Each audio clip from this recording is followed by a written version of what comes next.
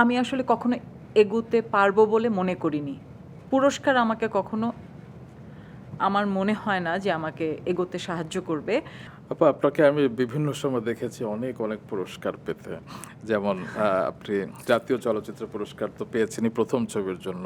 ৩ বার মেরিল প্রথম আলো পুরস্কার, তার আগে ভোরের কাগজে পুরস্কার, বাচসাস পুরস্কার, এরকম অসংখ্য অসংখ্য পুরস্কার পেয়েছেন। কিন্তু আমি কখনো না পুরস্কার নিয়ে আপনাকে খুব একটা কি বলবো, হয় না যে পম্পাস হতে দেখিনি। আপনার বাসায় একবার গিয়েছিলাম ২০০৫ সালে। তখন আপনি বলেছেন আমার কোন পুরস্কার যে কোথায় আমার আসলে জানা নেই। আরেকবার দেখেছিলাম যে আপনি পুরস্কার পেয়েছেন, মঞ্চে উঠে একদম পুরস্কার নিয়ে এসে নিচে দেখছিলাম যে আরিফ কাঁদছে। তখন আরিফের বয়স বোধহয় ১ বছর কিংবা আরও কম হবে। আপনি ক্রেস্টটা পুরা হলরুমে রেখে আপনি বাসায় চলে গেছেন। পুরস্কারের তাই গুরুত্বটা আমার মনে মানে এই মুহূর্তে দাঁড়িয়ে আপনার কি মনে হয় যে পুরস্কারের গুরুত্বটা আপনার কাছে কি ছিল এবং এখন কি সেটা? স্বীকৃতি কিংবা সম্মাননা?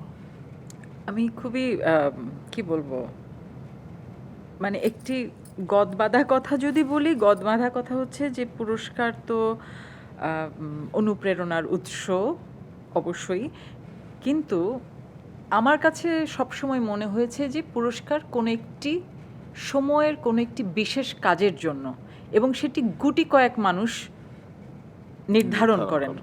জি। সুতরাং আমি সেই গুটি কয়েক মানুষের দেয়া পুরস্কার নিয়ে আসলে আমি আসলে কখনো এগোতে পারবো বলে মনে করিনি।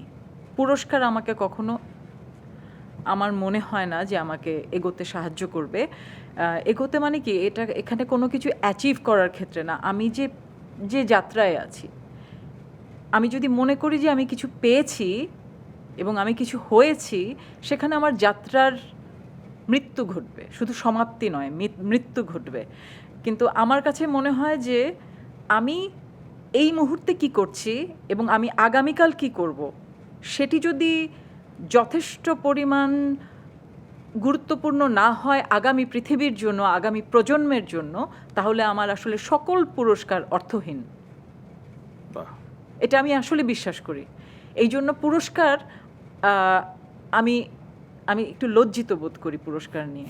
আমি সত্যি বলছি, আমি আমি একেবারে না, সেটা আমি নিজের চোখে দেখেছি। আমি অনেক আগে আসলে থেকেই। লজ্জিত বোধ করি।